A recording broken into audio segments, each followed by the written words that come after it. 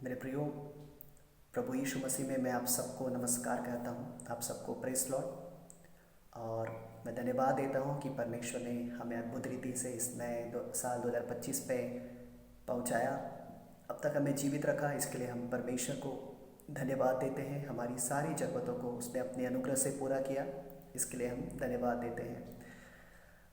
मैं यहाँ पर कुछ वचनों को जो मैं प्रभु से सीखने पाया हूँ उन्हें मैं शेयर करना चाहता हूँ और आशा करता हूँ और विश्वास करता हूँ कि ये वचन आपसे भी बात करेगा और प्रभु इसमें से भी आपको सिखाएगा। तो हम पढ़ेंगे नीति वचन का उसका 17 अध्याय उसका 9वां वचन, proverb chapter number 17 verse number 9। यहाँ पे लिखा है, जो दूसरों के अपराध को ढांप देता वह प्रेम का खोजी ठहरता है, परंतु जो बात की चर्चा बार बार करता है वह परम मित्रों में भी फूट करा देता है। प्रियो, बहुत ही सुंदर बात परमेश्वर ने यहाँ पे लिखा है। जो लिखने वाला है उसने लिखा है, जो दूसरों के अपराध को ढांप देता है वह प्रेम का खोजी ठहरता है। चलिए इसको हम सीखते हैं। इसके लिए मैं एक एग्जाम्पल से बताना चाहूँगा।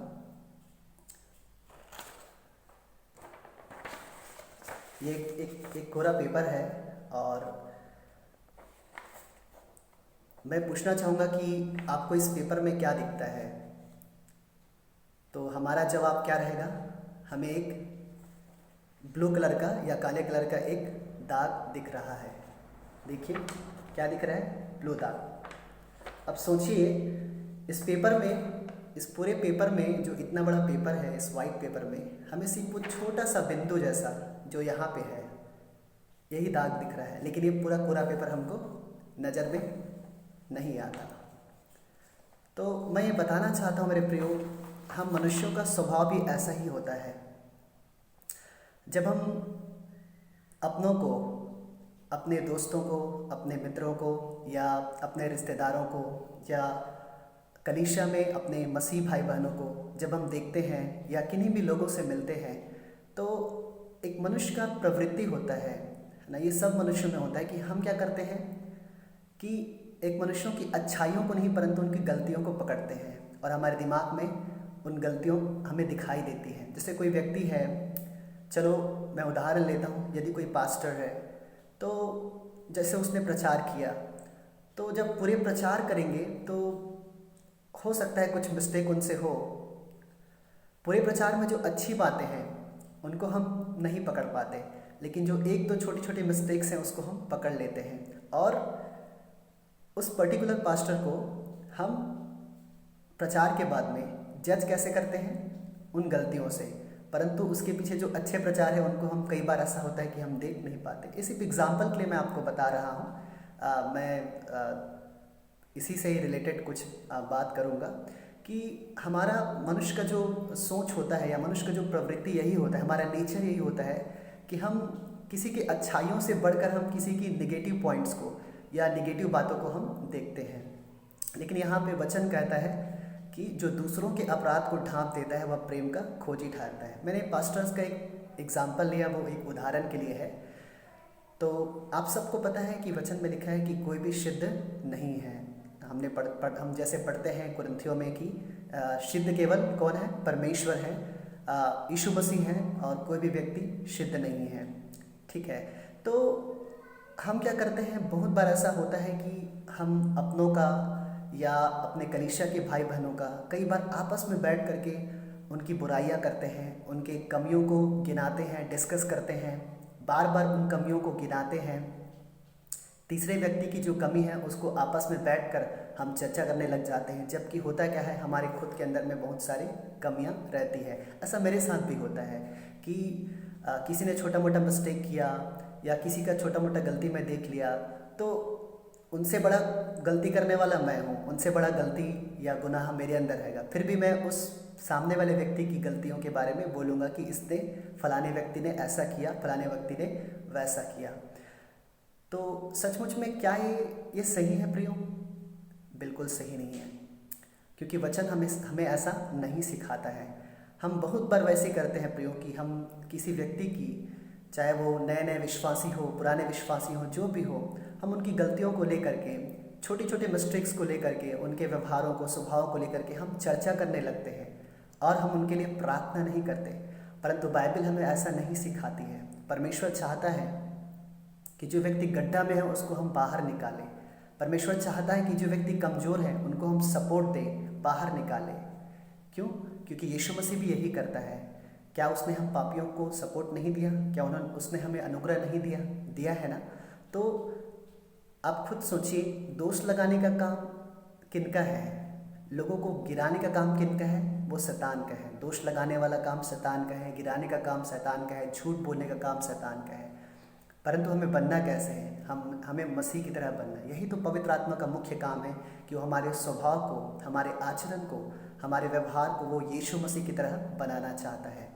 तो मैं इस वचन को इसलिए मैं बोल रहा हूँ, या इस सिचुएशन को मैं इसलिए बोल रहा हूँ क्योंकि बहुत बार ऐसा होता है कि हम ये चीज़ करते हैं लेकिन हम उस चीज़ को पकड़ नहीं पाते। हमारे दिमाग में नहीं आता कि हम सचमुच में किसी व्यक्ति के लिए कैसे निंदा कर देते हैं, जबकि उनकी बुराइयों को कैसे बार बार गिनाते हैं, जबकि हमारे खुद के अंदर में बुराइयां होती हैं। तो नहीं प्रियो, हमें ऐसा नहीं बनना है, परंतु हमें उनके लिए प्रार्थना करने वाला बनना है। जब भी आपको ऐसा लगता है कि कोई व्यक्ति किसी बात में कमज़ोर है या दोषी है या अपराधी है, तो हमें उनके लिए प्रार्थना करना है, या हमें उनके लिए प्रभु से विनती करना है, दुआ करना है कि वो जो कमी है, वो जो व्यक्ति जो कमी है, या जो व्यक्ति के अंदर में जो मिस्टेक्स है, वो वहाँ से वो बाहर निकल सके। ना कि उन कमियों को किसी तीसरे व्यक्ति के साथ में जा कर के डिस्कशन करना है, क्योंकि हम उस कमी को लेकर के तीसरे व्यक्ति के साथ में डिस्कशन करेंगे और हो सकता है उन दोनों का संबंध अच्छा हो, और हम जा कर के उस व्यक्ति की कमियों को गिनाएंगे, तो इससे क्या होगा? उन दोनों के बीच में जो आपसी संबंध है वो खराब हो जाएगा। क्यों? क्योंकि जब हम किसी व्यक्ति की बुराई को गिनाते हैं सामने वाले के साथ में, तो उस सामने वाले के मन में उस तीसरे व्यक्ति के प्रति क्या आ जाता है? डाउट आने लगता है। वो भी जैसे हम बोल रहे हैं वैसा वो समझने लग जाता है। तो हम क्या कर रहे हैं? इनडायरेक्टली कहीं ना कहीं से जो तीसरे व्यक्ति है उसकी उनके स्वभाव की हम हत्या कर रहे हैं, उनके स्वभाव को हम नीचा कर रहे हैं, और इन दोनों का जो संबंध अच्छा है, गहरा है, उसको हम कहीं ना कहीं क्या कर रहे हैं? तोड़ रहे हैं। जबकि नीति वचन में 6वें अध्याय में लिखा है कि परमेश्वर उनसे घृणा करता है जो भाइयों के बीच में लड़ाई करवा देता है। भाइयों इन द सेंस खाली भाई भाई नहीं, परंतु भाई भाई, भाई बहन या भाइयों, सबके लिए बात कर रहा है, कॉमन बात कर रहा है। तो मैं ये बताना चाहता हूँ मेरे प्रियो कि हमें निंदा करने वाला, किसी की कमियों को गिनाने वाला नहीं, परंतु हमें उनके लिए बोझ से प्रार्थना करने वाला बनना है। तो मैं चाहता हूँ कि जब भी हमें ऐसा लगे कि हम किसी की कमियों को देखें, किसी के मिस्टेक्स को देखें, किसी की कमजोरियों को देखें, तो हम उस कमजोरी को देख करके किसी तीसरे व्यक्ति के साथ में चर्चा ना करें, परंतु यदि हमारे अंदर में बोझ है, प्रेम है, हम चाहते हैं सचमुच में कि हम वो व्यक्ति वहाँ से बाहर निकले, तो हमें उनके लिए क्या करना है? प्रार्थना करना है। हमें प्रभु के सामने इस बात को रखना है, उनके लिए लगातार प्रार्थना में उन्हें उठाना है, ताकि वो व्यक्ति उस कमजोरी में या उस कमियों में वो जयवंत को प्राप्त कर सके। क्योंकि आप कभी भी देखिएगा, हमेशा मनुष्य जो है किसी व्यक्ति के निगेटिव पहलू को ही ज़्यादा देखता है। ज़्यादातर कॉमन यही होता है, हर एक का सोच वही होता है कि निगेटिव पहलू ही ज़्यादा दिखता है, परंतु जो पॉजिटिव वो पीछे करा रहता है वो नहीं दिखता। तो हमें इस चीज़ को समझना होगा, और मैं ये प्रभु से विनती करता हूँ, प्रभु से ये प्रार्थना करता हूँ कि हमें वो ये अनुग्रह दे कि हम किसी व्यक्ति की कमियों की चर्चा करने वाला या उनकी निंदा करने वाला या आपस में भाइयों में या बहनों में फूट डालने वाला ना बने, परंतु हम उनकी कमियों के लिए प्रार्थना करने वाले बने, उनसे प्रेम करने वाले बने। क्योंकि परमेश्वर कहता है, धन्य है जो मेल मिलाप कराते हैं, क्योंकि वे परमेश्वर के पुत्र और पुत्री हैं। प्रियो, परमेश्वर हमेशा प्रेम में और मेल मिलाप पर वो जोर डालता है। वो यही तो चाहता है कि हम आपस में प्रेम करें, हमारा बॉन्डिंग अच्छा हो, हम एक दूसरे को प्रार्थना में उठाएं। यही परमेश्वर हमसे चाहता है। तो आशा करता हूँ ये वचन आपको समझ में आया होगा कि हमें किसी की कमियों को बार बार चर्चा नहीं करना है, गिनाना नहीं है, बार बार चर्चा करके किसी दो व्यक्ति के बीच में फूट नहीं डालना है, परंतु हमें उनके लिए प्रार्थना करना है। उनकी कमियों के लिए हमें प्रार्थना करना है, उन्हें उस गड्ढों से, उस कमियों से बाहर निकालना है, उन्हें लिफ्ट अप करना है, उन्हें सपोर्ट देना है, अपने प्रार्थनाओं में उन्हें उठाना है। अब यहाँ पे एक और डाउट आएगा। कई बार ऐसा होता है कि यदि कोई पास्टर प्रीचिंग कर रहा है और अगर उसने बाइबल से कॉन्टेक्स्ट से बाहर या बाइबल के विरुद्ध में प्रचार कर दिया है तो उसको बोलना बहुत कम ही नहीं होता है ना। तो उसको डायरेक्ट नहीं बोलना है, या उसको अगर आप आइडेंटिफाई कर रहे हैं, बाइबल से मैच कर रहे हैं, तो वो कमी नहीं है। यदि कोई व्यक्ति गलत प्रचार कर रहा है, कोई भी प्रचारक है ना, कोई भी हो, यदि मैं भी अगर गलत प्रीचिंग कर रहा हूँ तो उसको ऐसे ही नहीं लेना है, आपको उसको बाइबल से मैच करना है ना। और यदि आपको लगता है तो इसके लिए भी आपको प्रार्थना करना है, इसके लिए भी आपको प्रभु से मांगना है कि वो जो गलत प्रीचिंग हो रहा है या गलत संदेश जा रहा है उसके लिए परमेश्वर उस पर्टिकुलर व्यक्ति के जीवन में काम करे। और यदि हो सके, आपको लगता है, तो इस चीज़ को आप अपने प्रचारक से, अपने पास्टर से डिस्कस भी कर सकते हैं, क्योंकि आप तीसरे व्यक्ति के साथ में डिस्कस करेंगे उसका तो हल नहीं निकलेगा। लेकिन यदि आपको लगता है कि कोई प्रचारक है जिनसे आपका संबंध अच्छा है, बनता है, यदि उसने कुछ बाई मिस्टेक गलत प्रीच किया है या बाइबल के विरुद्ध में जाकर प्रचार किया है, तो ज़रूर आप इसके लिए क्रॉस क्वेश्चन करें, क्योंकि ये निंदा में नहीं आता है। क्योंकि हमारा जो आदर्श है वो बाइबल है, हमारा आदर्श जो है यीशु मसीह का वचन है, सिद्धांत है। इसीलिए यदि आपको लगता है कि किसी पास्टर ने गलत प्रीच किया है तो ज़रूर उसको बाइबल से पहले मिलाएं और उसके बाद हो सके तो उसके लिए चर्चा करें।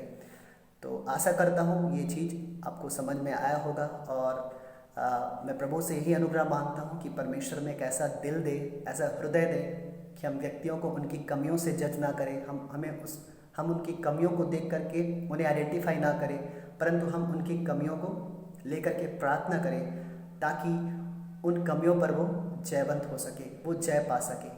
आशा करता हूँ ये वचन आपको समझ में आया होगा। प्रभु आप सबको ब्लेस करें, आप सबको परमेश्वर आशीष करें। Thank you so much.